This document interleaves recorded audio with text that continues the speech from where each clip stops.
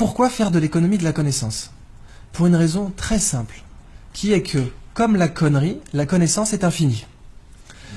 Et ça change tout quand vous y réfléchissez bien, parce que les matières premières ne sont pas infinies. Mais la connaissance est infinie. Si nous basons notre croissance économique sur les matières premières, eh bien, il y a une contradiction mathématique inévitable entre croissance infinie et matières premières finies. Mais si nous basons notre croissance économique sur la connaissance, eh bien, il n'y a plus de contradiction entre croissance et croissance infinie et connaissance qui est infinie aussi. L'économie de la connaissance est très particulière en ce sens qu'elle est régie par des lois différentes de l'économie des matières premières. Ces règles sont très simples. Il y en a 3, 2 bonnes nouvelles et une mauvaise nouvelle. La première règle, c'est que les échanges sont à somme positive. Qu'est-ce que ça veut dire? Si je vous donne 20 €, ils ne sont plus à moi. Mais si je vous donne de la connaissance, elle est encore à moi. Là, je vous donne de la connaissance, a priori, quand je vais sortir de cette pièce, je ne serai pas plus bête qu'en y rentrant. Alors que si je vous donnais 20 € à chacun, je serais moins riche.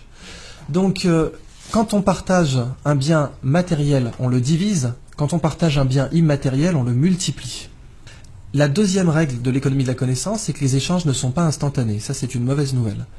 Transférer 20 € ou 20 millions d'euros, c'est instantané, c'est une signature sur un chèque. En propriété, les transferts de propriété sont instantanés. C'est même pour ça qu'aujourd'hui, on a du trading haute fréquence, dont la limite légale est la nanoseconde, ce qui veut dire qu'on a le droit de faire 1 milliard de transactions par seconde. Mais la connaissance, il n'y a pas de trading haute fréquence dans la connaissance. Cette conférence, elle prend du temps. Transférer de la connaissance, ça prend du temps. Je ne peux pas vous donner la physique quantique en 2 minutes. Et la dernière règle est une bonne nouvelle, c'est que les combinaisons de connaissances ne sont pas linéaires. Qu'est-ce que ça veut dire? Ça veut dire que quand vous prenez 20 € et 20 € et que vous les mettez ensemble, ça fait 40 €. Mais quand vous prenez 1 kilo de connaissances et que vous le réunissez à un autre kilo de connaissances, ça fait 3 kilos de connaissances. Quand vous regroupez 2 connaissances, ça crée systématiquement une tierce connaissance, qui est au pire triviale, mais non nulle, et au mieux révolutionnaire. Eh bien donc le biomimétisme s'inscrit dans ce paradigme de l'économie de la connaissance, et c'est là que je veux que vous voyez vraiment à quel point c'est une révolution sociale, environnementale, avant d'être une révolution technologique. Et le biomimétisme, c'est la science qui dit « la nature est une bibliothèque, lisez-la au lieu de la brûler ». La nature, en fait, elle est high-tech. Ce petit coquillage, il produit une toxine. La muconotoxine, c'est un cône du Pacifique, très dangereux, mais si vous avez des gants, aucun danger, puisque le dard ne pénètre pas un gant de plongée. Ce coquillage, il est vendu à 3 $ sur les marchés parce qu'il est joli. C'est vraiment pour moi la représentation du fait qu'on brûle la nature au lieu de la lire, parce que vraiment, 3 $ le coquillage, c'est une des utilisations les plus débiles qu'on pouvait faire de ce coquillage. Avez-vous une idée du prix de sa toxine au kilo? Sachant que la demande mondiale est supérieure au kilo. 1 kilo d'or, on va prendre ça comme étalon, 1 kilo d'or c'est 30 000 €. 100 000, donc 3 fois l'or. C'est plus. Elle est très utilisée en neurotechnologie, elle permet de faire des neurotechnologies avec un niveau de détail incroyable, donc c'est des nanotech, neurotech, elle est aussi utilisée en neurochirurgie, etc. Très grosse demande mondiale qui ne fait qu'augmenter. Je vous laisse faire le calcul, 800 $ le milligramme. Ça nous fait du 800 millions de dollars le kilo. L'or et le platine, c'est du terreau de jardin en comparaison. Ce qui est dingue, c'est qu'on les vend à 3 $ le coquillage. Et il est en voie d'extinction à cause de ça. La crevette menthe religieuse. Alors elle, c'est la crevette de tous les records, quoi. Cette crevette peut vous péter une main ou un bras. Elle est grande comme une langoustine. Il y en a 400 espèces dans le monde. Et vous voyez ici, elle a des petits marteaux là. Un peu comme des marteaux à fruits de mer, pour casser des tourteaux. Et c'est justement ce qu'elle fait. Elle casse des crabes avec. Seulement quand elle envoie son marteau pour casser un crabe, elle lui donne l'accélération d'une balle de fusil d'assaut. Si nous on était capable d'envoyer une balle de baseball à 1/10 de cette accélération, on la mettrait sur orbite. Ce marteau casse évidemment un aquarium blindé, puisqu'il a l'énergie cinétique, il aura la vélocité finale d'une balle de fusil, mais il a une masse supérieure. Évidemment, si vous l'arrachez, il repousse, parce qu'après tout, pourquoi pas. Cette crevette, quand elle envoie son marteau, il se forme des étincelles sous l'eau. Ça va tellement vite que vous avez des étincelles. Et ces étincelles, on les a mesurées à 22 000 Kelvin, c'est la température à la surface du Soleil.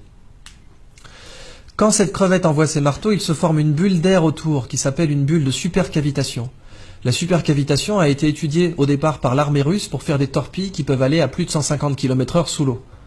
Et aujourd'hui beaucoup plus, paraît-il. Les torpilles Shkval, dont les Russes ont donné la technologie à l'Iran, ce qui serait une des grandes raisons pour lesquelles les Américains n'ont pas déployé de porte-avions trop proches des côtes iraniennes, parce que ces torpilles peuvent sniper un porte-avions.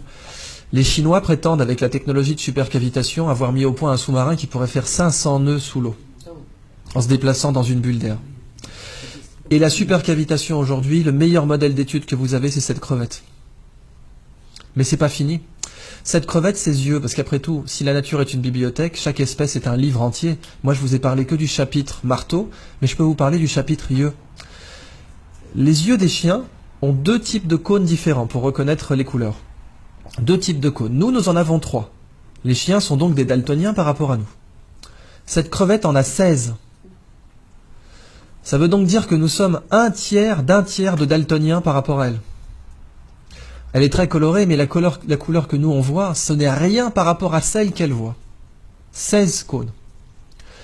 Les Américains se sont inspirés de ces yeux pour concevoir une caméra qui permet de détecter rapidement les cellules cancéreuses dans les biopsies. C'est une caméra bio-inspirée tirée des yeux de cette crevette. Et les yeux de cette crevette possèdent l'écran solaire le plus efficace connu de l'homme.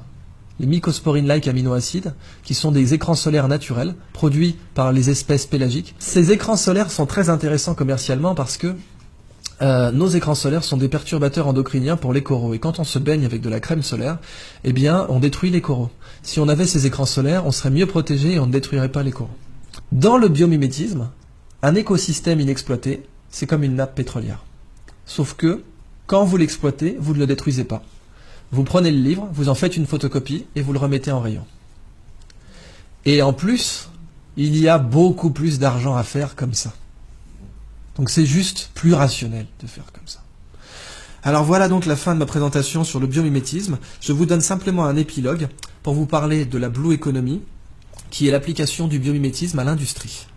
Et la Blue Economy, c'est une 3e histoire que je ne développerai pas, mais dont je vous donne simplement l'incipit, qui est imaginer un monde sans déchets. Imaginez un monde où la prochaine fois que vous verrez un déchet, il faudra emmener vos enfants au musée. Regarde maman, une canette de croc. C'est fou ça.